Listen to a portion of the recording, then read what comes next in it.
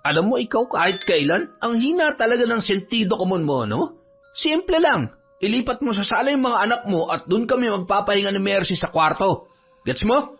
Pero hindi na bale. Dahil aang-aanga ka, ako na lang ang gagawa. Halika na, Mercy. Nag-aaksaya lang tayo ng oras sa babaeng yan. Bye, Perla. Or kung sino ka man. Now I know kung bakit nagsasawa na sa'yo si Tikboy. Mukha ka kasing hindi naliligo at amoy suka ka na rin yung kwek-kwek na tinda mo. Diyan ka na nga at baka mahawahan pa ako ng kabantutan mo. Babush! Walang hiya ka. Mga walang hiya kayo. Magpasalamat ka dahil buntis ako at meron akong ginagawa. Kung hindi, nako, baka naibuhos ko na sa pagmumukha mo tong kumukulong mantika. Ha? Mga buwisit! Taon 2002, Samar. Bandang 6:00 ng gabi habang abala si Perla sa pag-aasikaso sa 4 na anak. Lasing at pasuray-suray na dumating ang kanyang asawang si Tikboy. Padabog yun na siya ay inutusan. Oy, Perla, ipagtimpla mo nga ako ng kapit, ipaghain mo ako ng pagkain.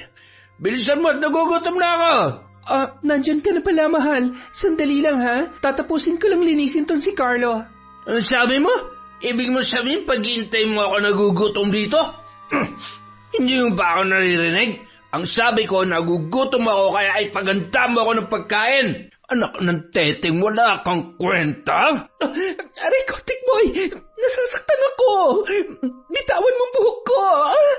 Masigit pa rin ang aabutin mo kapag hindi mo sinunod yung utos ko. Bumaghapon ka na dito sa bahay tapos ngayon mo lang naisipan asikasuhin yung mga anak ko? Siguro nakipaglandian ka rin sa labas, ano? Tikboy, ano ba? Masakit. Ano bang pinagsasasabi mo? Alam mo naman bumaghapon ako nagtitinda ng kwek-kwek sa harap ng bahay natin, hindi ba? Bakit? Nandun naman yung kapatid mo si Joel, ah. Ano yun? Display lang doon sa tindahan mo? Papogi points at papansin lang? Ganon? Kung wala naman pala may tutulong yung gonggong na yon, bakit pinapunta mo pa rito? Dagdag palamunin lang yun eh. Kaya nga siya munang iniwan ko doon ngayon para makapag-asikaso ako rito sa bahay at sa mga anak natin. Ano ka ba? Ano bang problema mo at pati kapatid ko pinagdidiskitahan mo? Dami mo pandaldal. Napakadrama mo. Ipagain mo na akong pagkain. Babasagin kayo mga plato sa pagmumukha mo eh. Wala nang nagawa pa ang babae, kundi sundin ang utos ng kanyang kabiyak. Batid niyang hindi yun magpapatalo sa usapan kapag lasing at mainit ang ulo. Ganun palagi ang ginagawa ng kanyang asawa sa halos araw-araw nilang magkasama. Nung mga unang taon pa lang ng kanilang kasal ay naging mabuti naman yon at maayos ang pakikitungo sa kanya. Subalit nang masundan ang kanilang anak at naging 4 na, unti-unti nang nagbago at naging irresponsable ang lalaki. Anak ng putya naman, Perla, oh. Tinapa na naman ang ulam? Puro ganito na lang bang ipapaulam mo sa akin, ha? Kung hindi tuyo, sardinas. Tinapa. Kung hindi tinapa, itlog. Gusto mo rin yata matulad ako sa kokote mong tuyot eh, ha? Palitan mo itong ulam ko. Ayoko na. Pasensya ka na. Yan lang kasi ang kinaya ng budget natin eh. Hindi ko naman pwedeng galawin yung puhunan ko sa pagtitinda ng kwek-kwek. Baka mas lalo tayong mawalan. Bakit ba kasi ayaw mo pa magtrabaho para may katulong naman ako sa mga gastusin dito sa bahay? Ano ka mo? Ulitin mo nga yung sinabi mo. Hoy, Perla! Wag mo akong paungunan sa mga gusto kong gawin, ha? Magtatrabaho ko kung kailan ko gusto at wala kang karapatan na pilitin ako. Diyak ka na nga, lintik na walang na ako naggala kumain eh. Nagsimula nang magsiiyakan ang kanilang mga anak dahil sa nakitang pagbabangayan ng mag-asawa. Agad na kinuha ng babae ang 2 roon at kinarga sa magkabilang tagiliran para patahanin. Nasa ganoon silang tagpo nang pumasok sa pinto ang kapatid niyang si Joel. Gulat yon na nagtanong kung ano ang nangyayari. Ate Perla, Kuya Tikboy, ano na naman bang nangyayari dito? Naririnig ko yung iyakan ng mga bata sa labas. Nag-aaway na naman ba kayo? Ayun! Ang magaling na pogi at kunwaring masipag. Hoy, bata! Huwag ka nga umastan tagapagtanggol ng ate mo dyan, ha? Ano, feeling hero ka na naman, ganon? Isa ka rin namang inutil at dagdag pa kainin lang dito. Magsama kayo ng ate mong engot! Matapos sabihin ang mga pang-iinsultong yun, padabog na muling lumabas ng bahay si Tikboy at pabagsak na isinara ang pinto habang malakas na humahalakhak at pasipol-sipol pa papalayo ng bahay. Nang sila na lamang ang naroon ay agad na nilapitan ni Joel si Perla at nag-aalala na tinanong ang kanyang ate. Okay ka lang ba, ate? Sigurado sinaktan ka na naman ng hayop na lalaking yun. Ate naman kasi, bakit ba hindi mo na lang hiwalayan si Kuya Tikboy? Ilan ng anak nyo tapos ganyan pa rin siya. Mabait lang siya sa'yo kapag kailangan ka niya sa kamay. Pero pag tapos na, asal demonyo na ulit siya. Huwag mo akong alalahanin, Joel. Ayos lang ako. Mahal na mahal ko ang Kuya Tikboy mo at ayaw ko mawala ng ama mga pamangkin mo. Naniniwala ako na isang araw, magbabago pa rin siya. Teka, sinong bantay dun sa tindahan? Iniwan ko muna, wala namang bumibili kanina eh. Nagulat lang kasi ako at nag-aalala nung marinig ko nag-iiyakan na naman yung mga bata. Akin na nga muna yung si Sabrina. Maraming salamat, Joel, ha. Pasensya ka na rin kasi pati ikaw naiistorbo ko pa para lang samahan kami rito. Huwag mo na lang intindihin yung bayaw mo. Ganun lang yun kapag lasing. Wala namang problema sa akin, ate. Ikaw at kayo ng mga pamangkin ko lang ang inaalala ko. Hanggang kailan ba kasi ganyan si Kuya Tikboy? Kapag 10 o 100 na yung mga anak ninyo? Huwag na nga natin siyang pag-usapan. O siya, sige, akin na ulit yung si Sabrina. Bumalik ka na rin sa tindahan at baka may bumibili na. Napabuntong hininga na lamang ang binata at maingat na muling iniabot sa kanyang ate ang kanyang pamangkin na si Sabrina. Mag-iisang taon pa lamang yun at pinakabunso sa 5 supling na mag-asawang sina Perla at Tikboy. Muli namang ipinagpatuloy ng babae ang pag-aasikaso sa kanyang iba pang mga anak habang malungkot na binabalikan sa kanyang alaala ang mga nakaraan noong una pa lamang silang nagsasama ng kanyang asawang si Tikboy. Maraming salamat, love, kasi tinanggap mo ko. Alam mo, pakiramdam ko tuloy ngayon, ako na ang pinakamaswerteng lalaki sa buong mundo. Wala kang dapat ipagpasalamat, love. Mahal na mahal kita at walang dahilan para hindi kita tanggapin, no? Hindi ko nakikita yung sarili ko sa future na iba ang kasama ko kundi ikaw lang talaga. Ang sweet naman nun. Halika nga rito. Ang bango-bango mo talaga. Kaya love na love kita eh. Pangako, magiging mabuting asawa ako sa'yo. Iingatan kita, pati na ang 10 magiging anak natin. At syempre, hindi kita sasaktan. Grabe ka naman, 10 anak, love. Baka hindi na ako makilala ng mga kaibigan natin kapag inanakan mo ako ng 10. Pero malay natin, di ba? Basta ang mahalaga ngayon, alam kong mahal mo ako at mahal na mahal din kita. You know, halika na lang. Pasok na tayo sa kwarto. Gusto ko pang umisa eh. Tumigil ka na nga. Nakatatlo ka na kanina. Sige na, please. Pagbigyan mo na ako. Bitin pang love mo eh. Sige ka, kasalanan mo kapag sumakit tong puson ko. Napakahilig mo talaga. Sige na nga, last na to ngayong araw ha. Bukas naman ulit yung kasunod. Hindi ka sure dyan. Ayaw ko mangako. Halika na. Nang magsimulang magsama sina Tikboy at Perla, naging responsable naman ang lalaki.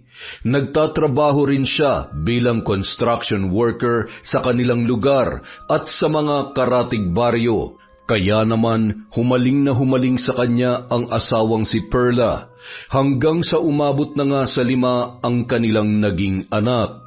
At dahil isang babaeng madiskarte at masipag si Perla, naisipan niyang magbukas ng maliit na tindahan ng kwek-kwek sa harapan ng kanilang bahay upang makatulong sa kanyang asawa.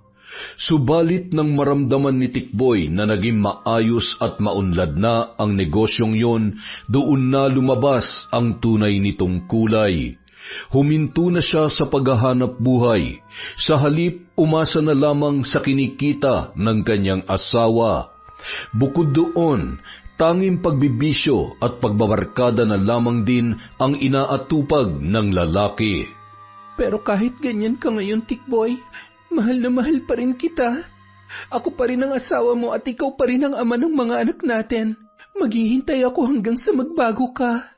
Matapos balikan ang masasayang ala-ala nila ng asawa, hindi napigilang mapaluha ni Perla.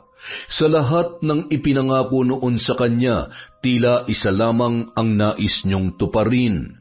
At yun ay ang sinabi nito na magkakaroon sila ng 10 anak.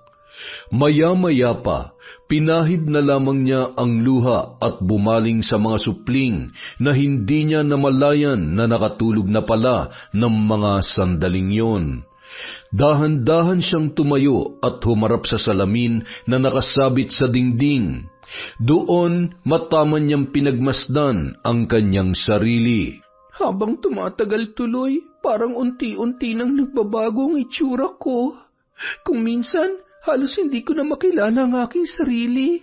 Hindi ko na magawang magsuklay ng buhok. Hindi na rin ako nakakapag-ayos at nakakapagsuot ng magagarang damit. Ang payat-payat ko na rin kumpara nung unang nagsama kami ni Tikboy. Pero okay lang yun. Ginusto ko naman to eh. Isa pa, asawa ko naman ang kasama ko at mahal na mahal ko siya. Kaya ayos lang sa akin. Yung iba nga, wala namang matatawag na asawa pero nabubuntis. Ako pa kaya? Habang nasa harapan siya ng salamin at nakangiting tinitingnan ng sarili, muling dumating ang asawa at galit yon na lumapit sa kanya. Hinawakan na mahigpit ang magkabila niyang pisngi sa kagigil na nagsalita. Bakit tinitingnan mo yung sarili mo sa salamin? May pinapagandaan ka sa labas, no? Kung hindi ako nagkakamali, meron kang pinopormahan doon. Tikboy, bitawan mo nga ako. Baka magising yung mga bata, ano ba? Tsaka, sino naman ang pupormahan ko ay sa pagtitinda pa nga lang at pag-aalaga ng mga anak mo, kulang ng oras ko. Siguraduhin mo lang, Perla, ha? Dahil kapag nalaman ko niloloko mo ako, hindi ka na aabot ang buhay ng mga magulang mo. Nagkakaintindihan ba tayo? Huwag ka mag-alala. Ikaw lang ang mahal ko. Ikaw lang ang lalaki sa buhay ko. Magtiwala ka sa akin.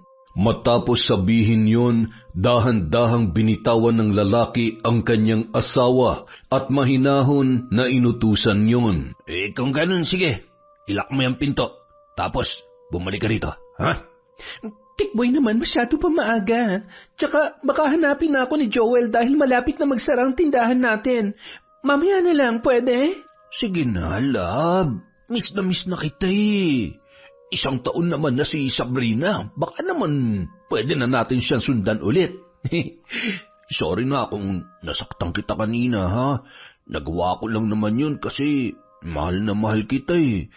At alam mo naman yun, di ba? Sige na nga. Pero bilisan lang natin, ha? Baka kasi magising yung mga bata eh.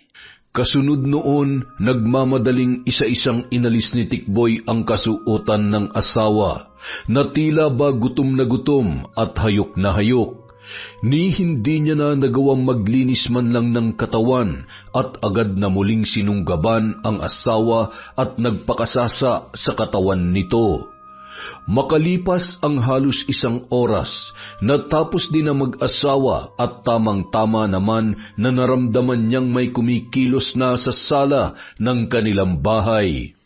Matapos muling magsuot ng damit at salawal, si Tikboy na ang nagbukas ng kanilang silid at naunang lumabas doon. Nakabalik ka na pala, Kuya Tikboy. Nandyan po ba si ate? Tanga ka na, bulag ka pa. Hindi mo ba ako nakitang dumaan nung kanina? Isa't kalahating engot talaga to eh. Pasensya na, kuya. Marami kasing bumibili. Baka hindi lang kita napansin. Tumabi ka nga dyan. Wala akong oras makipag-usap sa kagaya mo. Di tayo close para makipaghuntahan ako sa'yo, ha? Matapos yun, kasunod na lumabas ng kwarto si Perla. Tila ba pagod na pagod at pawisan ang buong katawan. Oh, Joel, kanina ka pa ba dyan? Nasara mo na ba yung tindahan? Sorry ha, naidlip kasi ako habang pinapatulog ko yung mga pamangkin mo kanina eh. Oo ate, nakapagsara na ako. Buti naman at nakaidlip ka man lang. O siya, uuwi na muna ako at walang kasama sila nanay sa bahay. Ito nga pala yung benta sa buong maghapon. Maraming salamat Joel ha. Teka, hindi ka ba muna kakain bago umuwi? Bibili ako ng delata sa tindahan. Hindi na ate, Sabi kasi ni nanay kanina, magluluto raw siya ng paborito kong ginataang tulingan, kaya doon niya na ako pinapakain. O siya, sige. Ikumusta mo na lang ako kina nanay at tatay, ha? Joel, oo nga pala, kung pwede, wag mo na lang sabihin sa kanila yung tungkol sa nangyari kanina, ha? Napabuntong hininga na lamang ang binata at napapailing na tinapik ang balikat ng kanyang ate bago muling nagpaalam. Sumilip muna siya sa kwarto kung saan natutulog ang 5 niyang pamangkin bago ngumiti kay Perla at tinungo ang pintuan para lumabas. Samantala, habang naglalakad pa uwi, hindi maiwasang isipin ni Joel at maawa sa kanyang ate Perla. Sa tuwing tinitingnan niya yon at mapagmamasdan ang kabuuan, tila ba hindi siya makapaniwala sa malaking ipinagbago ng katawan at mukha noon. Ay, Ate Perla, hindi ko alam kung saan ka kumukuha ng lakas at tatag kung bakit hanggang ngayon nagtitiis ka pa rin sa lalaking yan. Wala na yung totoong ate ko. Yung dating maganda, makinis, at ang malaprinsesang ate na kilala ko mula pagkabata. Ibang-iba ka na ngayon dahil sa lalaking pinili mo makasama. Samantala, sa bahay ng mga magulang nina Perla at Joel. Mabuti naman at dumating ka na, anak. Kanina pa nagugutom yung ama mo pero ayaw pang kumain dahil hinihintay ka. Bakit ba ginabi ka na yata ngayon? Sorry po, Nay. Ang dami kasing bumibili ng kwek-kwek kaya hindi kami agad nakapagsara ni ate. Tapos naiwan pa ako mag-isa ron kanina kasi inasikaso at pinakain pa niya yung mga bata. Bakit yung asawa niya nasaan? Hindi man lang ba tumutulong sa inyo? Bigla ay nagulat si Joel sa tanong na yon ng kanyang ama. Saglit siyang natigilan at hindi alam ang sasabihin. Ngunit agad siyang nakaisip ng dahilan para magsinungaling at pagtakpan ng bayaw na si Tikboy ayon na rin sa pakiusap ng kanyang ate. Nasa trabaho po kasi si Kuya Tikboy. Opo, tama. Nasa trabaho siya kanina kaya kami lang dalawa ni ate ang nandun sa tindahan. Abay, mabuti naman at sa wakas ay may trabaho na rin ang lalaking yon. Aba, ang tagal na niyang tambay at umaasa lang sa maliit na kinikita ng negosyo ng ate mo. Dapat nga mas lalo pa siya magsipag dahil ngayon ay 5 na ang kanilang anak. Kumusta na nga pala yung ate mo ron? Ang mga bata, kumusta na? Bakit hindi man lang ipasyal ng ate mo rito ang mga anak nila nang sa ganun ay mayakap man lamang namin ng nanay mo? Mabuti naman po sila at maayos lang din po si ate. Kinukumusta niya nga rin po kayo at sabi niya, bibisita raw siya rito kapag nagkaroon ng pagkakataon. Habang sinasabi ang mga salitang yun, halos hindi makatingin sa mga magulang ang binata. Batid niya sa sarili na ilan lamang sa mga bagay na ibinalita niya ang totoo at karamihan ay pawang kasinungalingan lamang. Salamat sa Diyos naman kung ganon. O siya, halina't sabay-sabay na tayong kumain ng hapunan. Lumamig na yata yung pagkain sa kusina. Simula nang makapanganak si Perla sa bunso nila ni Tikboy, hindi na yon muli pang nakabisita sa kanilang mga magulang. Hindi rin makapunta ang matatanda sa kanilang bahay dahil abala ang mga yon sa pagsasaka sa pag-aari nila na maliit na lupa. Kaya ganun na lamang ang pananabik nila na muling makasama ang anak na babae. At dahil madalas na muling magsiping ang mag-asawa, muling nabuntis si Perla sa ika-6 nilang anak. Dahil doon, nagpatuloy ang magaspang na pakikitungo sa kanya ng asawa, lalo pa at hindi na yon nakaka-score sa oras na nag-iinit ang kanyang katawan. Isang araw. Matagal ka pa ba dyan sa ginagawa mo, Perla? Marami kasing bumibili, love. Teka, sino yung kasama mo? Ipalilinis ko sana sa iyo yung kwarto natin eh. Doon kami magpapahinga ni Mercy. Nasan ba yung magaling mong kapatid? Bakit wala kang kasama dito ngayon? Inutusan ko lang sumaglit sa palengke. May pinabibili lang ako. Teka, ano ulit yung sinabi mo? Isasama mo yung babaeng yan sa kwarto natin? Bakit? Natutulog yung 3 anak natin doon ah. Alam mo, ikaw kahit kailan, ang hina talaga ng sentido komon mo, no? Simple lang. Ilipat mo sa sala yung mga anak mo at doon kami magpapahinga ni Mercy sa kwarto. Gets mo? Pero hindi na bale. Dahil aang-aanga ka, Ako na lang ang gagawa. Halika na, Mercy. Nag-aaksaya lang tayo ng oras sa babaeng yan. Bye, Perla. Or kung sino ka man. Now I know kung bakit nagsasawa na sa'yo si Tikboy. Mukha ka kasing hindi naliligo at amoy suka ka na rin yung kwek-kwek na tinda mo. Diyan ka na nga at baka mahawahan pa ako ng kabantutan mo. Babush! Walang hiya ka. Mga walang hiya kayo. Magpasalamat ka dahil buntis ako at meron akong ginagawa. Kung hindi, nako, baka naibuhos ko na sa pagmumukha mo tong kumukulong mantika. Ha? Mga buwisit! Hindi na siya sinagot pa ni Mercy. Sa halip ay nagpatuloy na lamang yon sa pagtawa ng malakas habang nagmamadaling sumunod kay Tikboy papasok sa loob ng bahay. Habang galit na galit naman si Perla, nagsalita ang lalaking naroon na isa sa mga bumibili ng paninda niya na kwek-kwek. Naku, Perla, maniwala ako magpapahinga lang yung dalawang yon. Lalaki rin ako at alam ko na ang lalaki kapag nagdala ng babae sa loob ng kwarto, alam mo na kung anong mangyayari. Manahimik ka na nga lang dyan, B-boy. Nabubisit na nga ako, dinadagdagan mo pa. Oh, heto na yung kwek-kwek mo, magpakabusog ka. Grabe naman to. Nagsasabi lang naman ako ng totoo Pero hindi ako nagbibiro, Ate Perla. Subukan mong silipin yung dalawa ngayon. Malamang naglalangit-ngitan na yung papag nyo doon sa kwarto. Ilang saglit pa, dumating naman si Joel mula sa palengke. Agad na iniwan ni Perla ang kapatid sa tindahan at inihabilin dito ang dalawa pang anak. Saka nagmamadaling nagtungo sa loob ng bahay. Bagamat nagtataka, hindi na lamang yon pinansin pa ni Joel. Nang makapasok sa loob, nakita ni Perla ang tatlong anak na mahimbing pa ring natutulog sa mahabang upuan sa sala. Nakadama siya ng awa sa mga yun, kaya agad niyang nilapitan at hinaplos ang kanilang mga noo at muka. Pagkatapos ay dahan-dahan siyang lumapit sa nakakandadong pinto ng kanilang kwarto. Idinikit niya ang kanyang tainga upang pakinggan kung ano ang nangyayari sa loob. Mula roon, rinig na rinig niya ang halinghingan at impit na pag-ungol ng dalawa, kasabay ng paglangit-ngit ng papag na animoy malapit ng bumigay dahil sa sabayang paggalaw ni na Mercy at Tikboy. Halos sumabog ang dibdib ni Perla habang hinihingal sa galit na napapabulong sa kanyang sarili. Mangulang hiya kayo. Mga baboy, lintik ka, Tikboy. Hindi porke buntis ako ngayon, sisipin ka na sa ibang babae. Humanda kayo sa akin. Matapos yun sabihin, ubod lakas niyang tinadyakan ang pintuan, dahilan para pwersahang mabuksan yun. Doon tumambad sa kanyang paningin ang asawa at si Mercy na kapwa walang saplot at magkaniig sa ibabaw ng papag. Mga hayop kayo! Demonyo ka, Tikboy! Wala ka talagang kwentang tao! At ikaw naman, babae! Napakakati mo! Malandi ka!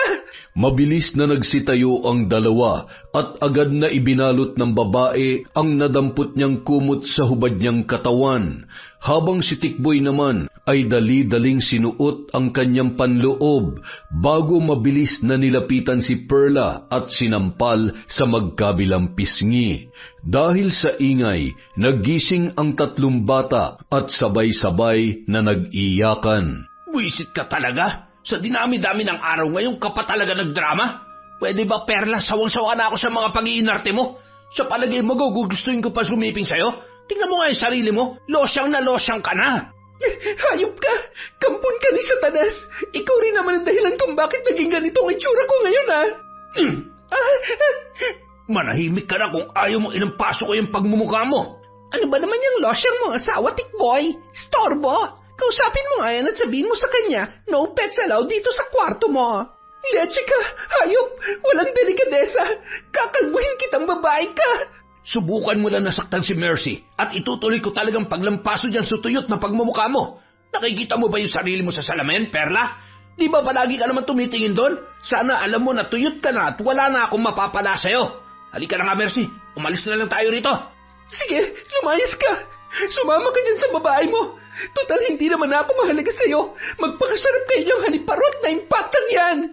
Tamang-tama naman, Nang makalabas ng bahay sina Tikboy at Mercy, siyang pagpasok ni Joel kasama ang 2 bata. Takang-taka pa yun na napahabol ng tingin sa dalawa bago nag-aalalang pumasok sa loob ng bahay. Ano nangyari, ate?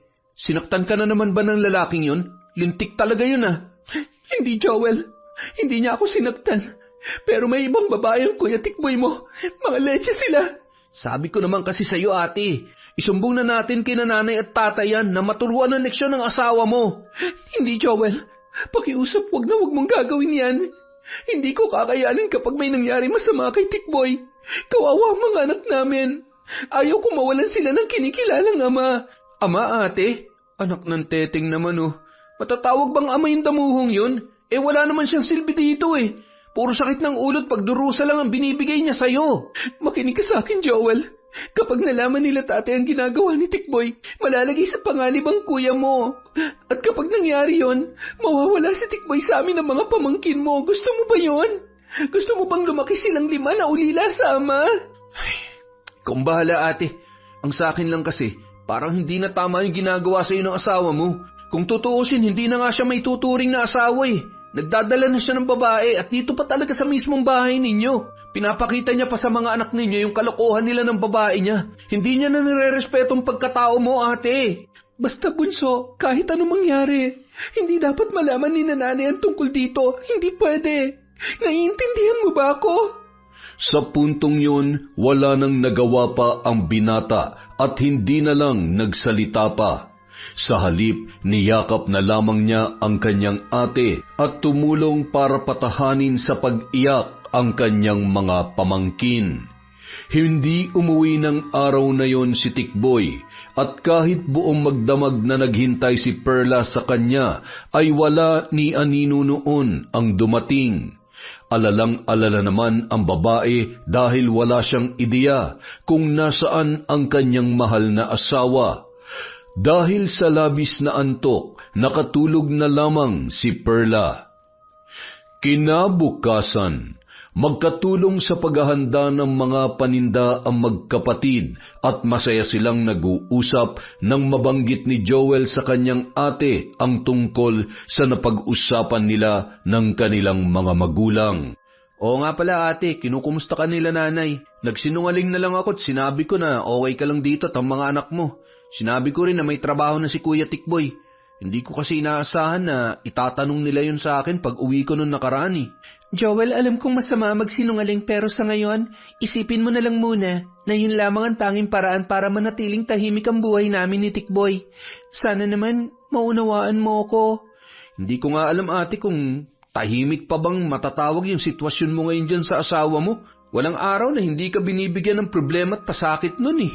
Magsasalita pa sana ang babae, ngunit nagulat sila sa biglang pagpasok ni Tikboy mula sa pintuan. Mukhang lasing na naman ang lalaki at hindi pa naliligo simula nung umalis kahapon kasama ang kanyang babaeng si Mercy. Ngunit sa pagkakataong yun, hindi siya galit at sa halip ay nakangiti yung sinalubong ng yakap ang mga anak na isa-isa ring naglapitan sa kanya. Kumusta ang mga anak ko? Namiss niyo ba si tatay? Miss na rin kayo ni tatay. Mamaya ako magpapaligo sa inyo, ha? Nagkatinginan ang mag-ate at tila hindi makapaniwala sa kanilang nakikita. Kasunod noon ay lumapit si Tikboy kay Perla habang karga-karga ang bunsong anak na si Sabrina, saka naglambing na parabang walang nagawang anumang kasalanan. Dab, matutulog na muna ako, ha? Magdamag kasi kami nag-inom ng mga barkada ko, eh.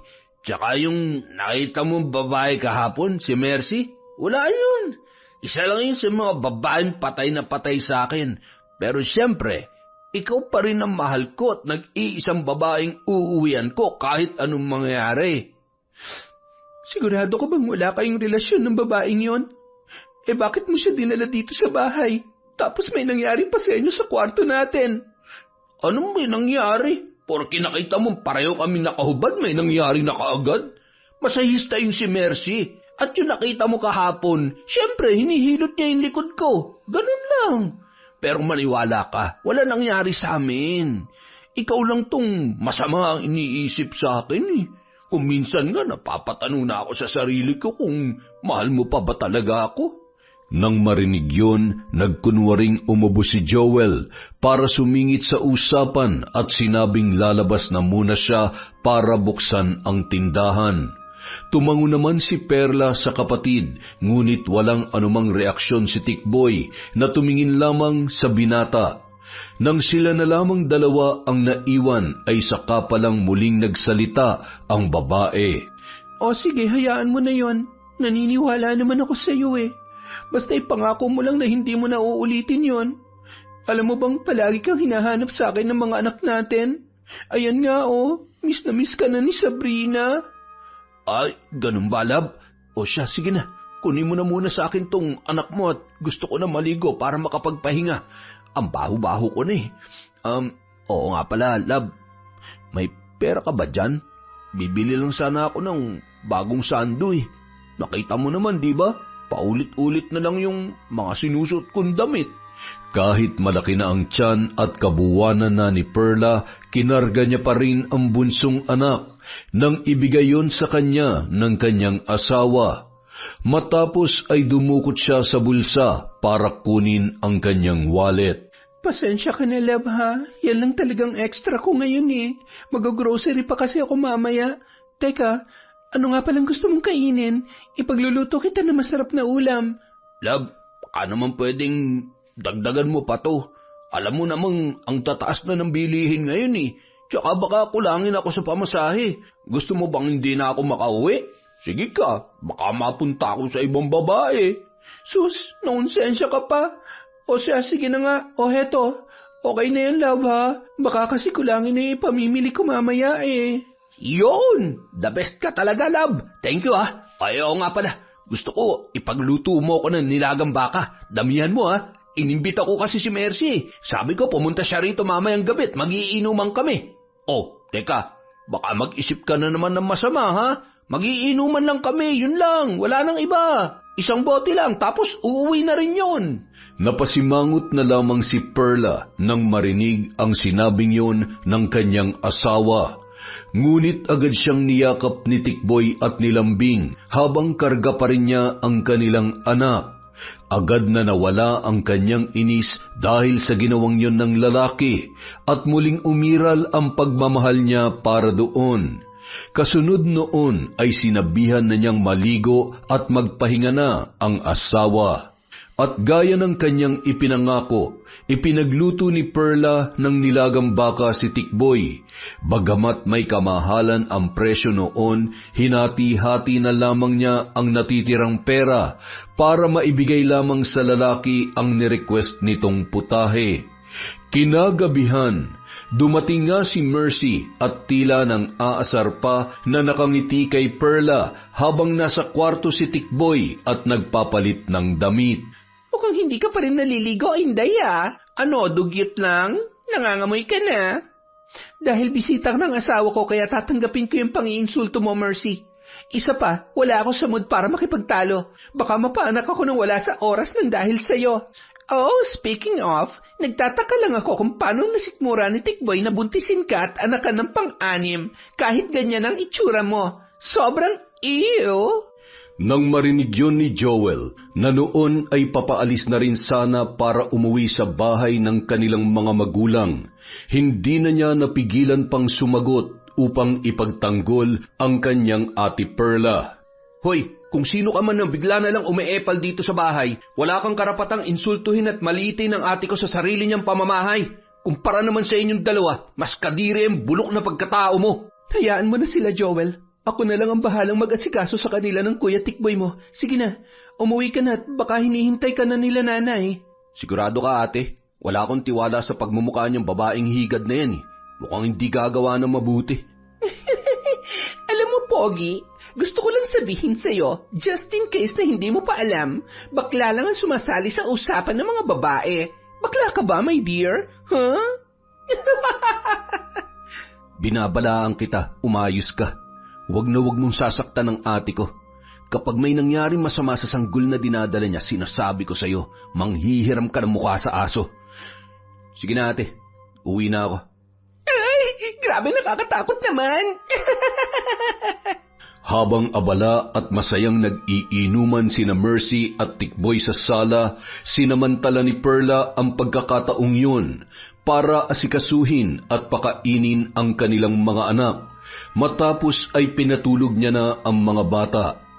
Kumilos na rin siya para maligo at ayusin ang sarili, hindi para magpapansin kay Tikboy, kung hindi para papreskuhan ang kanyang katawan mula sa buong maghapon na pagtitinda. Habang nasa loob siya ng silid at binabantayan ng mga anak na natutulog, ay narinig niyang tinawag ni Mercy ang kanyang pangalan. Batid niyang lasing na yon dahil halos mabulol na sa pagsasalita. Lumabas naman siya bilang respeto sa asawa dahil bisita noon ang babae. Hoy, hindi, Perla. Ikaw ba nagluto nito nilagang baka? In fairness, ang sarap. Alam mo bang paborito ko to? Salamat. Kaya pala yan ang ipinaluto sa akin ni Tikboy dahil alam niyang paborito mo. Buti ka pa, alam niya kung anong gusto mong ulam. Samantalang ako, ewan. Ay, tingnan mo to. Nagdrama ka na kaagad yan. Sinabi ko lang naman ang totoo. Minsan lang ako magsabi ng katotohanan. Kaya pag nagsalita ako ng ganon, maniwala ka na. Psst! Tara na, mag-inom na lang tayo dito. Huwag mo nang pinagkakausap yung babaeng yan at wala ka nang mapapala dyan. Kung sa bagay, tama ka naman dyan. Halika na nga, mag-inuman na lang tayo tapos mamaya, alam mo na. Sa sinabing yon ni Mercy, muling nakadama ng kaba at pangamba si Perla. Batid niyang may ibang ibig sabihin ang binibitawan ng mga salita. Isa pa, nasaktan din siya sa mga sinabi ng kanyang asawa kaya pinilit niyang hindi matulog ng gabing yon para mabantayan ng dalawa sakaling may gawing milagro ang mga yon. Samantala, sa bahay ng kanilang mga magulang. Alam mo ba, Bening, nagtataka na talaga ako riyan sa anak mong si Perla. Abay, dati-rati, nagagawa pa niyang dumalaw rito sa atin para ipasyal ang mga anak nila. Bakit ngayon hindi na niya magawa kahit minsan lang? Hayaan mo na, dumarami na ang mga anak nila. Ganon talaga kapag pamilyado na. Ikaw naman hindi ka na nasanay. Hindi, Bening. Nararamdaman ko may hindi magandang nangyayari sa anak mo. Marahil ay hindi lamang nagsasabi ng totoo itong si Joel. Yun ang wag na wag sanang mangyayari, Dado. Dahil kung totoo nga yung hinala mo, ako mismong kikilos at makakalaban nila. Kilala mo ako at alam ni Perla ang kaya kong gawin laban sa mga masasamang tao na magtatangkang tarantaduhin tayo. Ay, oo, alam ko naman yan. Bueno, hayaan na nga lang muna natin sila. Matulog na muna tayo at lumalalim na ang gabi. Habang nasa kanyang silid si Joel, rinig na rinig niya ang usapang yun ng kanilang mga magulang. Bahagya siyang nakadama ng kaba sapagkat tila unti-unti nakakahalata na ang nanay at tatay nila tungkol sa totoong nangyayari sa kanyang ate. Dahil doon, napabulong na lamang siya sa kanyang sarili. Iba talagang pakiramdam ng may mga kakaibang kaalaman at kakayahan. Hanggang kailan kaya ako magsisinungaling sa kanila? Hanggang kailan ko kaya itatago sa kanilang totoo na hindi talaga maayos ang sitwasyon nila ate at ng mga pamangkin ko sa piling nung siraulong asawa niya? Samantala, hindi na malaya ni Perla na nakatulog na pala siya dala ng labis na antok sa pagbabantay sa dalawa. Nagising na lamang siya nang maramdamang tila may kumakalabit sa kanyang balikat at nang magmulat siya ng mata sa kanya lamang nakita na si Mercy pala yun. Mercy? Bakit? Teka, nasan si... Yung asawa mo? Ayun, taob. Tinalo ko sa inuman. Humahagok na sa sobrang himbing ng pagkakatulog sa upuan. Wala, mahina yung asawa mo. Ay, oo nga pala. Ginising lang kita kasi uuwi na ako. Iutin mo nga ako dun sa labas at isara mo tong pinto pagbalik mo, ha? Nakadama ng pagkainis si Perla dahil tila inuutusan at ginagawa siyang tau-tauhan ng babae.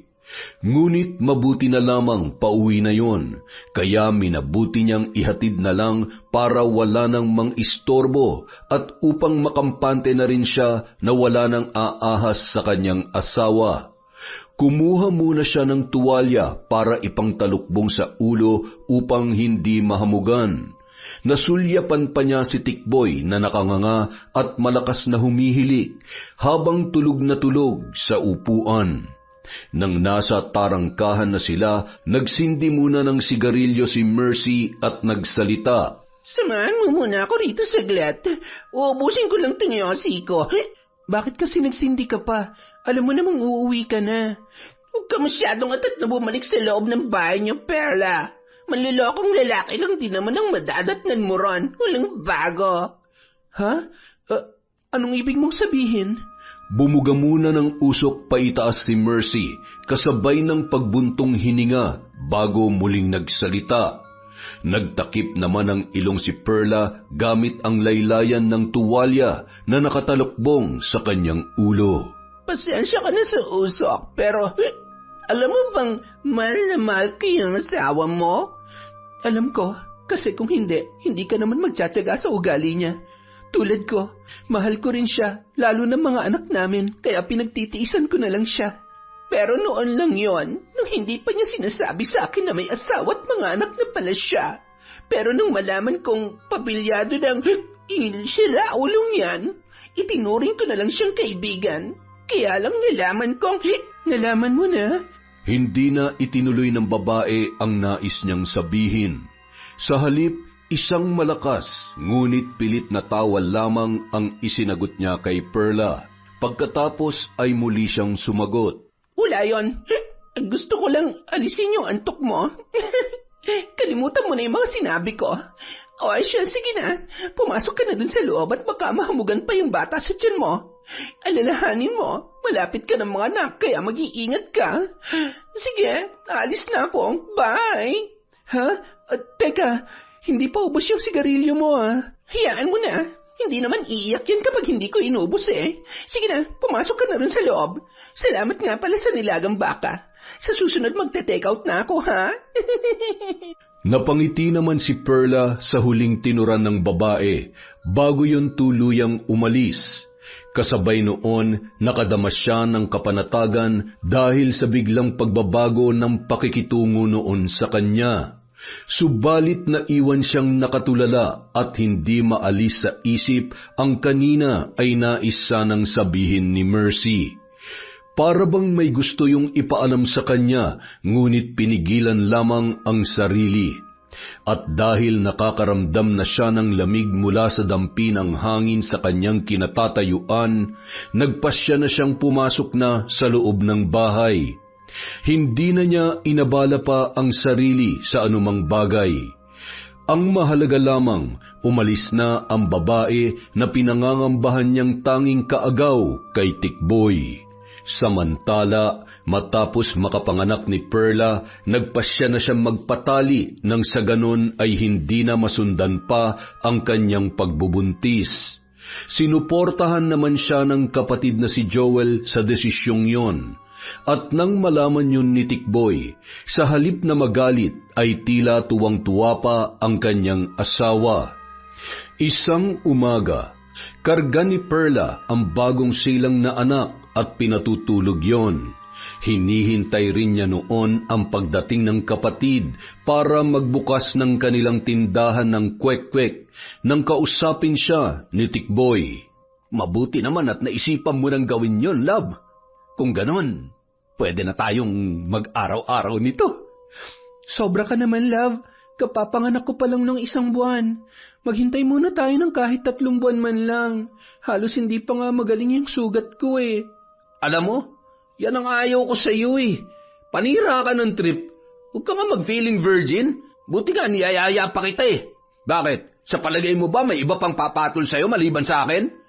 Hindi naman sa sinisira ko yung mood mo, Tikboy. Sana maintindihan mo rin na hindi ko pa kayang gawin yung gusto mo mangyari dahil sariwa pa nga yung sugat ko dulot ng panganganak. Ay naku, buwisit naman talaga oh. Nakakasira ka ng araw. Diyan ka na nga muna. Mabuti pa, makipag-inuman na lang ako sa mga barkada ko kesa bad trip lang ako dito sa bahay.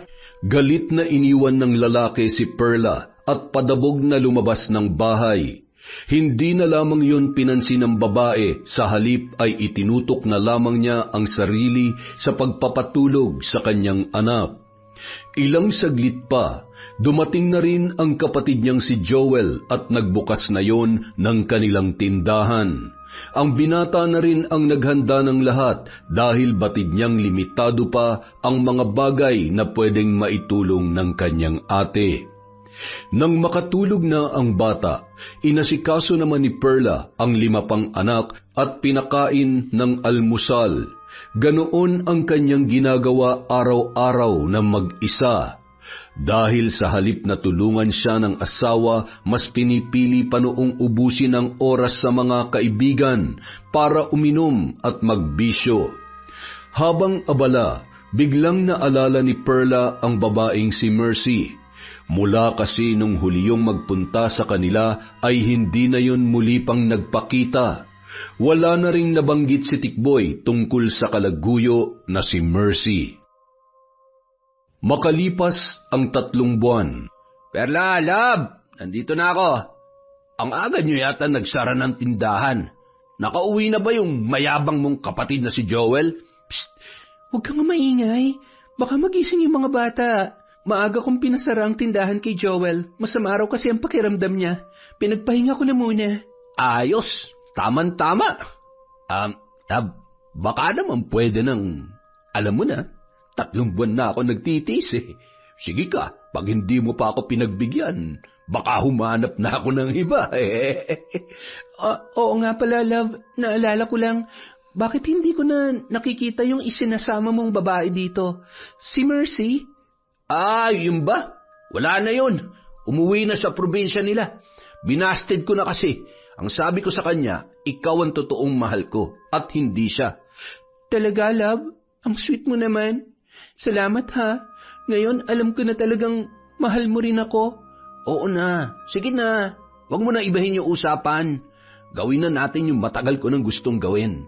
Ngayon pa ba tayo titigil kung kailan pwedeng-pwede ng mayat-maya? Sabik na talaga ako sa iyo Nang gabing yun, magdamag nilang pinagsaluhan ang mainit na tagpo. Muling ipinaubaya ng babae ang sarili sa kanyang asawa, kung saan-saang parte ng bahay sila pumwesto para gawin ang pagniniig. Halos mag-uumaga na nang tumigil sila at bumagsak sa pagtulog dahil sa labis na pagod. Makalipas ang ilang araw, muling naging abala si Perla sa kanyang negosyo kasabay ng pag-aalaga sa 6 nilang anak ni Tikboy. Hindi pa rin siya magawang tulungan noon dahil madalas pa rin yung abala sa pansariling kasiyahan.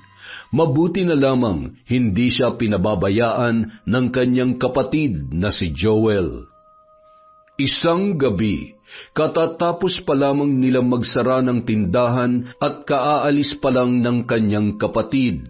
Kasalukuyang nasa lababo noon ang babae habang naghuhugas ng mga ginamit sa pagtitinda nang umuwi si Tikboy mula sa paglalakwatsa. Perla, pahiram nga muna ng 2,000. Natalo ako sa sugal Babayaran ko lang si Kamaning. Wala akong ekstrang pera ngayon, Tikboy.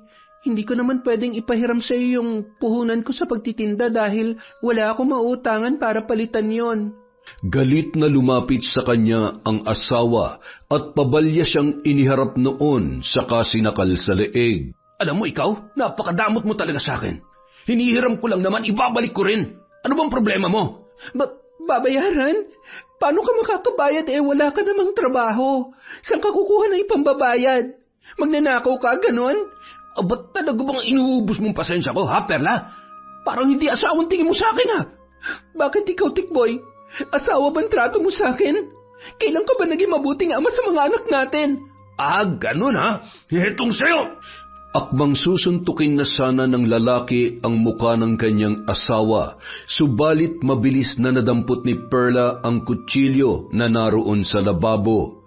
Agad niya yung itinutok sa leeg ni Tikboy sa kagalit na nagsalita. Sige, Tikboy, subukan mo akong saktan ulit. Tingnan lang natin kung hindi bumulwak yung dugo mo sa leeg mo. Aba't marunong ka ng lumaban ngayon, ha? Pasalamat ka, wala ako sa mood makipagbalasan sa'yo. Pero huwag ka magpakakampante, Perla. Hindi pa tayo tapos. Pabalya siyang binitawan noon at isinalya sa lababo, saka naghihimutok na umalis. Agad namang nagsilapitan kay Perla ang 5 anak na noon ay umiiyak na rin. Binitawan niya ang hawak na kutsilyo at inilapag yon sa lababo, saka nagngingit-ngit na niyakap ang kanyang mga anak ng sabay-sabay. Pinapasok niya sa kwarto ang mga bata at muli ay napatingin siya sa salamin na noon pa man ay naging saksi na sa unti-unting pagbabago ng kanyang itsura mula nung siya ay dalaga pa hanggang sa nangayayat, natuyot at tila nilaspag na inahing aso. Simula ngayon, hindi mo na ako pwedeng saktan pa. Ang tagal kong nagtiis at tinanggap ang lahat ng kasamaan at hindi makataong pagtrato mo sa akin. Pero ngayon, hindi na ako papayag na gawin mo ulit yon. Nanggigigil na sambit niya habang matamang nakatitig sa sarili niyang refleksyon sa salamin at habang nasa ganoong pag-iisip, isang desisyon ang binuo niya para sa kanyang sarili. Kinabukasan. Uy, Ate Perla, mukhang kakaibang beauty mo ngayon ah. Bagong gupit at nakaayos ka yata. Tsaka bagay sa'yo yung floral na duster mo ha. Parang in love ka na ulit kay Kuya Tikboy ah. Manahimik ka nga dyan, B-boy. Wala ako sa mood para makipagbiroan ah. Bakit? Masama na bang magayos ng sarili kahit 6 ng anak ko? Ay, hindi naman sa ganon. Ang totoo nga, parang nakikita ko ulit sa iyo yung dating Ate Perla nung una pa lang kayo nagsasama ni Kuya Tikboy eh. Dati na ako maganda, B-boy. Diyan ka na nga at baka kanina pa ako hinihintay ni Joel. Mag-isa lang siya dun sa tindahan at walang katulong sa pag-aalaga ng mga anak ko. Aba, mukhang nagising na sa katotohanan yung babaeng yun ah. Ibang-iba na ang aura niya ngayon. Kung totoo man na nauntog na nga siya, tama lang ang desisyon niya. Nung araw na yon, napagdesisyonan ni Perla na magpagupit at magpaayos ng kanyang buhok. Isinabay na rin niya ang paglalagay ng kaunting makeup at lipstick na tamang-tama lang para maging presentable at kapansin-pansin sa sinumang makakakita. At nang makarating sa bahay, halos hindi rin makapaniwala ang kapatid na si Joel sa bago niyang itsura. Ale, sino po kayo? Nagkamali po yata kayo ng pinasukang bakuran. Tindahan po ito ng kwek-kwek at hindi stage sa beauty pageant. Sira ka talaga, Joel. Kumusta rito? Nasaan yung mga bata? Ano? Bagay ba sa akin ang bago kong hairstyle? Oo naman ate. Bagay na bagay sa iyo yung bago mong look. Hindi nga kita nakilala eh. Parang bumalik na yung dati kong ate. Yung mga bata nga pala, nandun sa loob ng bahay naglalaro. Hay naku, Joel. Kapatid nga kita. Pero salamat naman kung ganon. Sandali lang ha, aasikasuhin at pakakainin ko muna yung mga pamangkin mo. Babalik ako agad dito para matulungan ka. Sige ate. Nako, Chuck, luluwa na naman ang mata ng manyak mong asawa. Teka, nasan nga pala yun? Maglaway siya't manigas. At saka, ewan ko kung nasan yung damuhong yun. Wala na rin akong pakialam sa kanya. Umuwi siya kung uuwi siya. Mas maganda nga kung wag na eh. O siya, sige, maiwan na muna kita riyan ha. Yan ang ate ko. Sa nakitang yon na tila bagong anyo ni Perla, labis na natuwa si Joel. Sa isip niya, mukhang natauhan na ang babae at naunawaan na noon ang halaga ng sarili bilang isang tao. Dahil doon, naisipan niyang muling yayain ang kapatid na bumisita sa bahay ng kanilang mga magulang. Dahil kapag nakita ng mga yon na maayos ang itsura ng kanyang ate, ay iisipin nila na hindi siya nagsisinungaling nang sabihin niya na maayos ang kalagayan ni Perla sa piling ng kanyang asawa. Naisip ko rin yan, Joel. Sige, bukas na bukas din, bibisita tayo kina nanay at tatay. Miss na miss ko na talaga sila eh. Isasama ko lahat ng mga bata at hindi na muna tayo magtitinda. Pero kailangan pa rin kita rito bukas ha, para may katulong ako sa mga pamangkin mo. Alam mo naman, 6 yon, baby pa ang isa. Yun! Sige ate, bukas. Maaga pa lang pupunta na ako rito. Teka, Gusto mo bang sabihin ko na mamaya kina nanay at tatay para makapagluto sila ng paborito mong ulam? Sigurado matutuwa yung mga yon. Huwag mo na munang sabihin. Gusto ko sorpresahin sila ng mga apo nila. Isa pa, para hindi na rin mapagod sa pagluluto si nanay. Ako na lang ang magluluto kapag nandun na tayo. Ayos! Maganda yung naisip mo, ate. Excited na tuloy ako. Kinabukasan, itinuloy ng magkapatid ang pagpunta sa bahay ng kanilang mga magulang. Hanggang sa mga oras na yun ay wala pa rin ang asawa niyang si Tikboy at tila ba wala na yung planong umuwi. Ngunit hindi na yun inisip pa ni Perla dahil tuluyan nang nawala ang pakialam niya sa lalaki. Mauna na kayo dun, Joel. Isabay mo na yung 4 na bata at ako na magdadala kay Baby at kay Jessie. Ako na rin ang bahala sa iba pa nilang mga gamit. Marami pa rin kasi akong ililigpit eh. Ikakadena ko pa yung pinto ng tindahan para sigurado tayo. Sige ate, hindi rin pala tayo kasya lahat sa tricycle kaya doon na lang namin kayo hintayin sa bahay ha. Mag-iingat kayo ha. Yung mga bata huwag mong bibitawan. Malilikot pa naman ng mga yan. Matapos yon, nauna na nga si Joel na umuwi sa bahay ng kanilang mga magulang, kasama ang 4 na anak ni Perla. Naiwan naman ang panganay na anak na si Jessie na noon ay 11 taong gulang pa lamang. Nakahanda na sana ang lahat at lalabas na lamang sila ng bahay, ngunit pagbukas ng pinto, bumungad sa kanya ang nanlilimahid sa pawis at nanlilisik ang mga matang asawa na si Tikboy. Saan ka pupunta, Perla? Aalis ka't isasama mo yung mga anak natin? Sa tingin mo ba papayag ako? Pumayag ka man o hindi, wala na akong pakialam sa iyo, Tikboy. Isa pa, kinananay lang naman kami pupunta. Masama bang bisitahin ang mga magulang na matagal ko nang hindi nakakasama? Kapag sinabi kong hindi kayo aalis, hindi kayo aalis. Teka, mukhang iba na yata ang itsura mo ngayon ha. Siguro may nilalandi ka ron sa lugar ng mga magulang mo, no? Kaya nagkukumahog kang pumunta. Pwes, hindi ako papayag. Hindi man lang natinag ang babae sa bantang yon ng asawa. Sa halip, hinawakan niya sa braso ang panganay na anak habang karga naman niya ang 4 na buwang sanggol. Nakasukbit sa likuran niya ang backpack na naglalaman ng mga gamit ng mga bata. Lakad na, Jessie. Huwag mo nang pansinin yung tatay mo. Ah, ganon. Huwag palang pansinin ha. Ito sigurado mapapansin mo. Naramdaman ni Perla ang malakas na suntok ni Tikboy sa kanyang sikmura. Agad siyang nahirapang huminga at humigpit ang pagkakahawak sa braso ng anak na si Jessie. Sa isang kamay ay karga pa rin niya ang sanggol at iniingatang wag yung mabitawan. Napanganga siya sa sakit habang unti-unting nawawala ang lakas at balanse dahil sa suntok na yon ng kanyang asawa. Bago pa siya mawalan ng malay at tuluyang bumagsak sa sahig, tanging malakas na pag-iyak na lamang ni Jessie ang kanyang narinig, bago naramdaman na may kumuha sa sanggol mula sa kanyang braso. Sige na, Mercy. Dalhin mo na yung 2 bata doon sa sinabi ko sa iyong lugar at siguruhin mong itatali mo maigi yan si Jessie, ha? Matalinong bata yan. Baka matakasan ka pa. Ikaw naman, Tikboy. Ano bang tingin mo sa akin, tanga? Sige, mauna na kami. Hapon na nang magising si Perla dahil sa iyak ng sanggol na nasa kanyang tabi. Pilit na iminulat niya ang mga mata at naramdaman niyang masakit ang buo niyang katawan. Akmang yayakapin na sana niya ang sanggol, ngunit nagulat siya nang malamang nakatali pala ang 2 niyang kamay at paa sa gilid ng kama. Hindi siya makagalaw kaya nagsimula na siyang mag-hysterical. Nasaan ako? Nasaan ang anak ko si Jessie? Hayop ka, Tikboy! May tao ba rito? Bigla siyang kinabahan nang igala niya ang kanyang paningin. Hindi pamilyar sa kanya ang silid kung saan sila naroroon. Nang bumaling siya sa kabilang panig ay nakita niya sa sofa ang anak na si Jessie na mahimbing na natutulog. Diyos ko, tulungan niyo po kami. Jessie, anak, okay ka lang ba? Nagpatuloy siya sa pagsigaw at paghingi ng tulong hanggang sa maya-maya naramdaman niya na tila may mga yabag ng mga paa na papalapit sa kanilang kinaroroonan.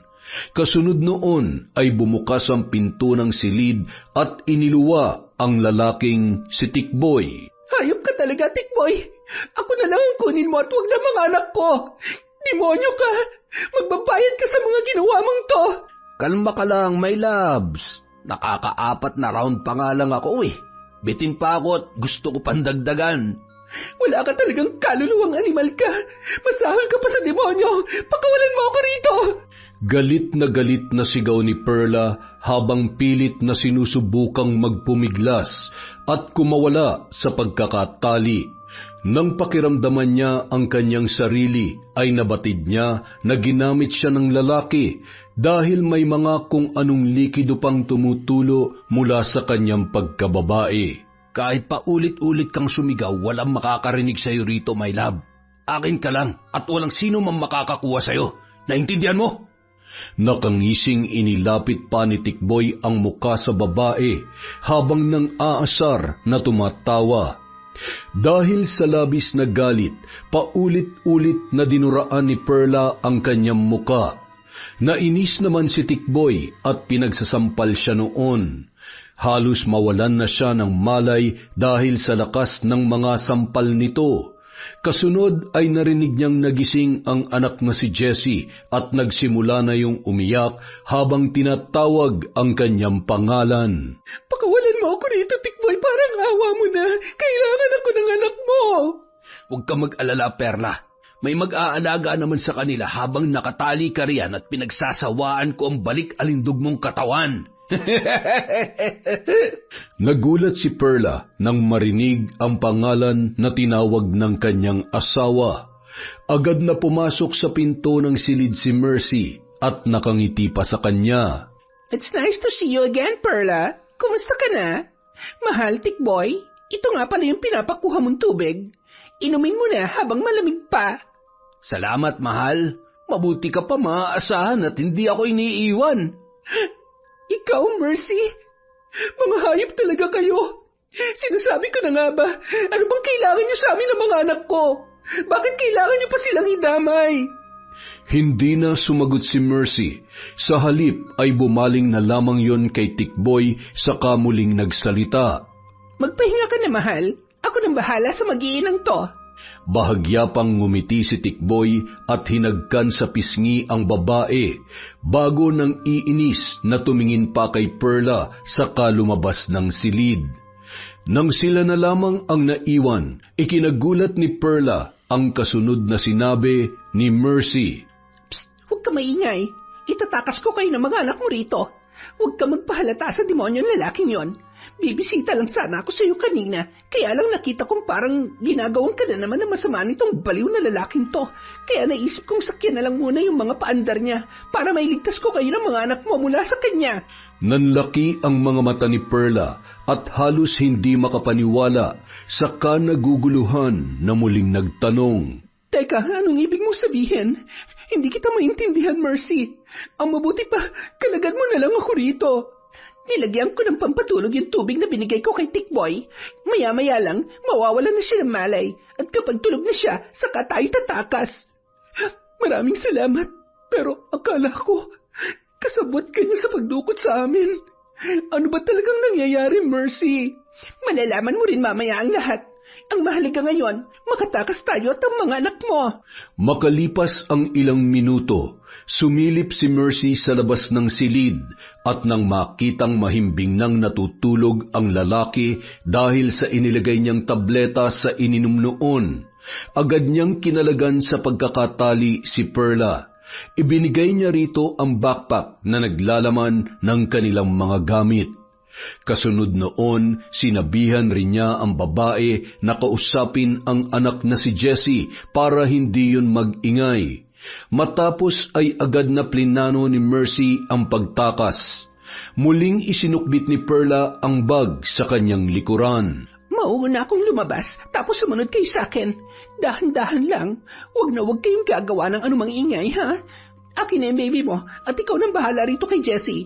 Halos palabas na sila sa pinakahuling pinto nang magulat sila sa malakas na boses ni Tikboy.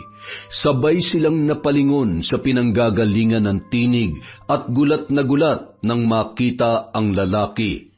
Nagngingit-ngit yon sa galit at tila ba nais pumatay anumang oras. Sa kanang kamay ay hawak noon ang martilyo at sa kabila naman, bitbit niya ang malaking tipak ng bato. Sa tingin nyo makakatakas kayo sa akin? Alam mo, Mercy, kung mautak ka, mas mautak ako sa'yo. Nakita ko may nilagay ka sa tubig na ibinigay mo sa akin kanina, kaya niloloko mo lang yung sarili mo kung inakala mong iinumin ko yon.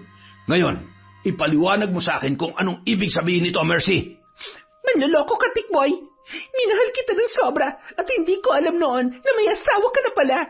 Nung niloko mo si Perla at kinabit mo ko, hindi ko inaasahan na gagawin mo rin sa akin yung ginawa mo sa kanya. Tinanggap kita kahit anong klase yung pagkatao mo. Pero nalaman kong karelasyon mo rin pala yung pinsan ko. Kaya nakonsensya ako nang pumayag ako maging babae mo, lalo na nang makita ko napakabuting tao ni Perla para lukohin mo lang. Wow! So ano to? Teleserye version ng love story nyo ni Perla? Ang totoo, mas mahal ko na talaga yung pinsan mo, Mercy. At wala na isa man sa inyo ng babaeng yan ang mamahalin ko dahil para sa kaalaman nyo, ginamit ko lang kayong pareho. Wala kang puso at wala kang kaluluwa. Perla, halika na. Tumakas na tayo. Iwanan na natin ang baliw na lalaking yan. Pinauna ni Mercy si Perla at ang panganay nito, habang siya naman ay nasa likuran at karga ang sanggol. Ngunit narinig ni Perla ang pagsigaw ni Mercy na tila nasaktan, at nang lingunin niya ang babae, nakita niyang duguan na ang ulo noon. Pinukpok na pala yun ni Tikboy ng hawak niyang martilyo ng maabutan. Habang dahan-dahang bumabagsak si Mercy, ay nagawa pa niyang sipain sa pagitan ng mga hita ang lalaki. Agad na napaluhod sa sakit si Tikboy at napaupo sa sahig. Mabilis na iniabot ni Mercy ang sanggol kay Perla na noon ay hindi na alam ang gagawin. Kahit nanghihina, inagaw ni Mercy kay Tikboy ang hawak nitong bato at ubod ng lakas na ipinalo yon sa ulo ng lalaki. Nawalan ng malay si Tikboy at nanghihinang nagsalitang muli si Mercy. Tumakas na kayong mga anak mo, Perla. Iwanan mo na ako rito. Salamat, Mercy. Hindi kita makakalimutan. Maya-maya, muling nakabawi si Tikboy at dahan-dahang bumangon. Nakita niyang nahihirapang huminga si Mercy habang nakahandusay sa lapag. Ngunit sa halip na tulungan ay muli niya yung pinukpok ng martilyo. Paulit-ulit yon hanggang sa nabasag na ang ulo at mukha ng babae at namatay. Yan ang bagay sa iyong pakialamera ka. Hayop ka talaga. Kung hindi dahil sa iyo, hindi sana nakatakas yung mga yon. Traidor! Teka, uuwi muna ako sa bahay. Gagamutin ko muna tong sugat ko. Alam kong dun lang pupunta sila Perla at ang mga anak namin. Aray! Buwisit ka, Mercy. Ikaw may kasalanan ng lahat ng ito eh. Hindi na maalala ni Perla kung sa paanong paraan sila nakatakas ng kanyang mga anak. Basta ang alam niya lang, madilim na ang paligid nang bumiyahe sila sakay ng tricycle. Ayon sa driver, mahigit 3 oras na raw silang nasa biyahe. Namalayan na lamang niya nang nasa bahay na sila ng kanyang mga magulang. Nag-aalala namang sinalubong sila ng kanyang kapatid na si Joel at ng kanilang ina. Ate Perla, ano nangyari? Bakit ganyan ang itsura niyo? Bakit parang gutom na gutom yung mga bata? Tsaka bakit ngayon lang kayo? Diyos ko, anak, Perla, saan kayo nang galing at 10 oras na ng gabi kayo nakarating? Pakiusap, Joel. Bigyan mo muna sila ng maiinom at makakain. Heto ang bag. Nandyan ang mga kailangan nila. Sa loob ko na ikukwento ang lahat.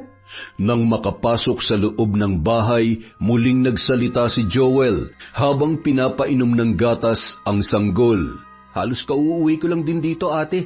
Galing ako dun sa bahay nyo. Binalikan ko kayo kasi hindi na kayo sumunod ng mga bata rito eh.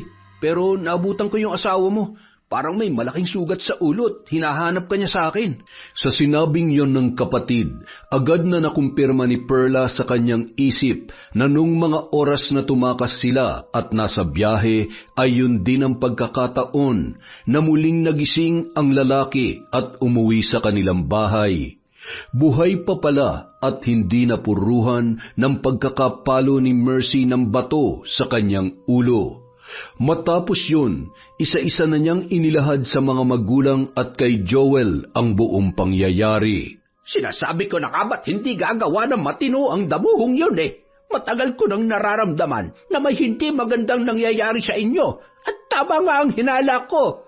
Tay, Nay, sorry po kung hindi ko sinabi agad sa inyo ang totoo ha. Noon ko pa po alam na hindi maayos ang pagsasama nila ate at Kuya Tikboy, pero hindi ko po yun masabi sa inyo. Walang kasalanan si Joel, Nay. Ako ang nagpipigil sa kanya para isumbong sa inyong lahat ng mga nangyayari sa pamilya namin ni Tikboy. Kung ganon, lintik lang ang walang ganti sa demonyong lalaking yon. Patawarin mo ako, Perla, pero hindi ko mapapalampas ang lahat ng ginawa sa iyo ng asawa mo. Kaya ngayon pa lang, simulan mo nang ipagdasal ang kanyang kaluluwa. Ipinauubaya ko na po sa inyong lahat, Nay. Nagsisisi nga ako kung bakit ngayon lang ako natauhan eh. Sana pala noon pa. Tsaka kahit ipagdasal ko yon, wala na rin mangyayari dahil hindi na kayang takpan ng dasal ang lampas ulong mga kasalanan niya. At batid ko pong napatay niya na rin si Mercy sa mga oras na ito. Mercy? Sino naman yung Mercy na yan? Nang maalala ang babae ay hindi na maiwasang maluha ni Perla. Malaki ang naging bahagi noon sa pagtakas nila ng kanyang mga anak, kahit pa akala niya nung una na yun ang pinakamatindi niyang kaagaw kay Tikboy. Ngunit huli na nang malaman niyang isa lamang rin palang kasangkapan at biktima si Mercy ng panloloko ng magaling niyang asawa. Maging ang tungkol doon ay sinabi rin niya sa kanyang mga magulang, dahilan para kumilos na ang kanyang ina upang isagawa ang itim na karunungan sa pambabarang. Matulog na kayo. Ako nang bahala sa lalaking yon. Ito ang tamang oras at pagkakataon para makipagkasundo sa mga nilalang ng dilim at makakaasa ka, anak, Perla, na makakamit mo ang kalayaan mula sa kanya. Matapos sabihin yun, pumasok na sa kanilang silid ang kanyang ina at isinarado ang pintuan. Habang nasa sala silang lahat at naghihintay ng kasunod na mangyayari, nakikiramdam sila sa mga magaganap. Batid nilang magsisimula ng gumawa ng ritual ang kanilang nanay, Bening. Samantala, sa loob ng kwarto, kinuha ng matandang babae ang isang kwadradong tila banig na nakabalumbon at may nakataling abaka at isa-isang inilabas ang mga laman noon. Una niyang binuklat ang maliit na kulay itim na aklat na naglalaman ng mga orasyon at dasal. Kasunod ay kinuha niya ang lumang kandila at sinindihan, gamit ang itim na posporo na doon lamang din niya kinuha. Kasunod, hinawakan niya ang manikang tila gawa sa lumang retaso na may muka na pinagtagpi-tagpi. Pinatakan niya ng kandila ang mata ng manika habang humahalakhak at pinagpapatuloy ang kanyang ginagawa. Nang hindi pa nasiyahan, kinuha niya ang isang may takip na botelya at binulungan. Matapos, inalis niya ang takip noon at mula roon, nagsiliparan ang mga putakti, anay at uod na tila ba noon lang nakalabas sa loob ng mahabang panahon. Kung pagdurusa ang itinulot mo kay Perla, yun din ang ipamamalas ko sa iyo, Tikboy. Sa pamamagitan ng mga insektong ito at ritual ng kadiliman, ang pinakahuling hininga mo ang siyang magiging pambayad sa lahat ng mga kasamaang ginawa mo. Samantala, habang nag-iisa lamang si Tikboy sa kanilang bahay, Ano ba to nararamdaman ko? Bakit parang napakainit ng loob ng katawan ko? sobrang init. Hindi ako makatulog. Teka, bakit parang wala akong makita? Puro itim lang ang nakikita ng mga mata ko. Ano nangyayari sa akin? Sinubukan niyang humakbang para abutin ang gasera na nasa lamesa upang sindihan. Ngunit hindi niya yun nagawa dahil naramdaman niya ang mga tila maliit na bagay na nagkikislot-kislot at naglalabasan mula sa sugat niya sa ulo na pinalo ni Mercy. At nang kapain niya yon, bigla siyang nakaramdam ng takot at napatanong sa kanyang sarili. Ano to? Bakit may mga uod na lumalabas sa sugat ko? At bakit parang ang liliksi ng mga kilos nila? Tulong! Dala ng pagkataranta at hindi na makakita, natalisod siya sa sarili niyang mga paa at agad na bumagsak sa sahig ng kanilang bahay. Habang nakasalampak, naglabasan mula sa kanyang bibig ang mga putakti at pinagkakagat ng mga yon ang kanyang muka, hanggang sa magsugat yon at lumabas ang magkahalong dugo at nana. Aray ko! Ang sakit ng mga kagat! Anong klaseng insekto ba to? At bakit ang baho? Matapos yon, naglabasan naman sa kanyang ilong ang sandamakmak na anay. Dahil sa sobrang dami at halos nagsisiksikan at nag-uunahan sa paglabas, nabarhan ang kanyang ilong at napigilan na rin ang kanyang paghinga. Sinubukan pa niyang huminga gamit ang bibig, subalit muling umapaw doon ang kumpul-kumpul na putakti. Ngunit sa pagkakataong yun, mas malalaki na at mas mapaminsala. Hindi ako makahinga. Tulungan niyo ako. Perla, nasan ka na ba? Tulungan mo ako. Tulong!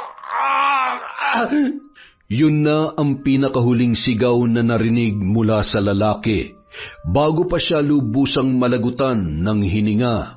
Dilat ang mga mata at nakabuka ang bibig na nakatihaya sa sahig habang nakalabas ang mahabang dila. Naglabasan din ang malalaking ugat niya sa leeg na tila ba may pilit na humuhugot.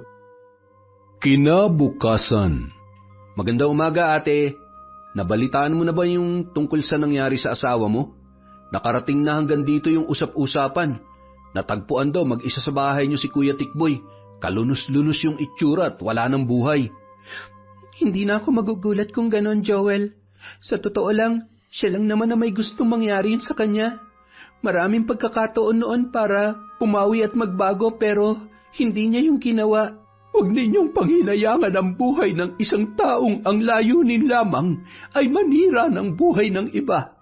Karapat-dapat lamang yun sa kanya. Sana'y huwag ninyong isipin na likas na masama ang inyong ina, Perla, Joel. Tandaan ninyo palagi na walang sino mang nais gumawa ng kasamaan, maliban na lamang kung yun din ang tanging paraan para makalaya mula sa mga mapagsamantala, abusado at mapang-alipin na tao. Maraming salamat po, Nay. Hindi dahil sa pagkitil mo sa buhay ni Tikboy gamit ang pampabarang. Batid kong mali rin ang pumatay ng kapwa, pero nagpapasalamat ako sa habang buhay na kalayaang ibinigay niyo sa akin at sa aking mga anak. Ipinapangako kong bubuhayin at itataguyod ko sila kahit mag-isa lang ako at palalakihin ko sila na may takot sa Diyos para hindi sila magmana sa walang hiyang ama nila. Siya, kumalma na tayong lahat. Tutal wala na yung tao naging ugat ng lahat ng galit at paghihiganti natin. Teka, nagugutom na yata ako. Nakapagluto ka na ba, Bening? Magluluto pa lamang ako at kagigising ko pa lamang. Kung talagang nagugutom ka may natira pang pritong tilapia dyan mula sa ulam natin kagabi. Mauna ka nang kumain. Naku po. Yung tilapiyang pinrito mo kagabi, ubod ng kunat, Bening. Parang ikaw. Aba, tingnan mo itong matandang ito. Kung makapagsalita, akala mo hindi rin siya makunat. Hoy, baka nga mas makunat ka pa sa gulong ng truck kesa sa akin. Kung ayaw mong kumain, di bahala ka. Maghintay ka riyan hanggang sa makapagluto ako. Ay nako, pareho lang naman kayong matanda dyan. Nag-aasaran pa kayo. Sige na nga, gaya na ipinangako ko, ako na lang po ang magluluto ng almusal. Naku ate, wag mong sabihing kwek-kwek na naman ang agahan natin ngayon, ha? Hindi, ano ka ba? Fishball at kikiam. Masayang nagtawanan ang mag-anak habang ang mga anak ni Perla ay isa-isa na ring naggising ng mga sandaling yon. Makalipas ang ilang araw, dinala ni Perla at ni Joey ang anak na si Jessie sa isang espesyalista upang ipasuri kung nakaranas yun ng trauma dahil sa hindi magandang naranasan dulot ng pagkakadukot sa kanila ni Tikboy. Sumailalim sa masusi at tamang proseso ang bata. Mabuti na lamang walang anumang masamang naging epekto sa kanya ang pangit na karanasan at mga nasaksihan. Yon! Isa na naman pong malupit na kwento mula sa kwentong Enteng, mga entengero. Magandang umaga po sa inyo, pasensya na po kayo kung ngayon lang tayo nakapag-upload ulit. Galing po tayo sa Manila, pumunta sa, sa kaibigan natin. Simulan na po natin ang shoutout. Huwag na tayong magpaligoy-ligoy pa. Hi po kay Aida Sikander, kay MJ Rivera Jessica, kay Lent TV2. Shoutout po kay Pureza Tagiwalo, kay Frelin Vender, kay Iza Reka. Shoutout kay Jesusa Dagondon, kay Feber Anyada, Margie Banosong, Samantha Mainar, kay Alfreda Alano, Yas Den Love. Hi po kay Hani Austria, kay Sheena Enriquez, kay Lynn Reyes, sa ina ng Magallanes Cavite na adik na po sa channel natin from Reb Basil. Banjola family, Fatima Pasahe, from Sheila Banjola. Hi po sa Dordas family from Patrick Dordas. Shout out kay Billy Ray, Jenny May, at Ray Buendia from Lucy Buendia. Hi po kay John Chris. Hello kay Raven Baloro, Isabel Leite, Neil John Solano, kay John Michael Eghug, kay Violeta Atole, Michelle Enghug, ng Miles Eatery from Nanet Rosal. Hi po kay Red Gaspar, kay Cataleja Soto, kay Belen Malbas, kay Edgardo Fontanilla. Shout out kay Thelma Carasawa, kay Jeline Sapra, Chris Alcantara, kay Celia Tolentino, Ana Lisa Chico Diga from Consolacion Alvarez. Hi po kay Albert Valderrama, Maria Lorely Punsalan, Chris Gel Mamado, Gawaran Reyes Family, Vibora Tattoo. Happy birthday po kay Miko from Lea Gawaran. Hi po kay Connie Cruz, kay Lea Tan, kay Marilyn Orchid, kay Lady Dam, kay Merly Amistad, Yumul Hilda. Shout out po kay Lady Sparrow Taurus, kay Jeffrey Zabala, kay Tessie Reyes, kay LJ Ann, Flory Jade, Ate Ems, Team High Speed, at kay Boss Sherry May of Memory Avenue, Jensen. Hi po kay Regan Machico, sa Buendia del Rosario, Paraton, Lampasam Family from Lucy Buendia. Hi po kay Mercy Aniñon, kay Elizabeth Dungka, kay Jerilyn Byron, kay Gemma de Ocampo of Jeddah. Hi po sa mananahi ng Pandi Bulacan, LJ Melano, Tibong, Borbor, Ilong from Darwin Mercado. Hi po sa Galedo family from Babes, kay Lady Dam, Maria Consuelo Benitez, Marcos Balingasa at Romela Terrado. Hi po kay Alesna Roda, kay Jessica Sobremonte, kay Rosemary Casonete. Shout out kay Vicky Abut, kay Salvacion Roldan, Milrose Galvez, Roberto Anadia. Iba raw si Mare, boss eh. Hi po kay Margie Adayo, kay Merideth Jurila, sa babaeng mandirigma, kay Bret Hart, kay Chodoro Pagaling. Hi po kay Jonah Lopez Pachancilla, kay Rose Potato 19, kay Roslyn Jimenez, kay Analye Untayaw, kay Jinaya Dagison, Marilyn Ilagan from Oman. Hi kay Ramil Fariolin, kay Medelina, kay Mea Espiritu, kay Des Limbo, kay Raimundo Gatmen from Milan, Italy. Shout out kay Glyza Pal, kay Yolanda Lopez, Luella de la Peña, Cristina Peru, Josephine Marcaida, Monica Nieves, Heidi Ramos Saison Huntilla of Mexico, Pampanga, kay Ofelia Comaling, kay Lydia Lopez, kay Marian Laborte, kay Leona Taytay, Angelina Ignacio, kay Cercado, kay Amy Bug, kay Robert Crimen, at kay Michelle Garcia. Para po sa mga hindi nabanggit, marami pa po tayong susunod na videos. Bukas po ulit meron tayo. Maraming salamat po sa walang sawang pagsuporta sa Kwentong Enteng.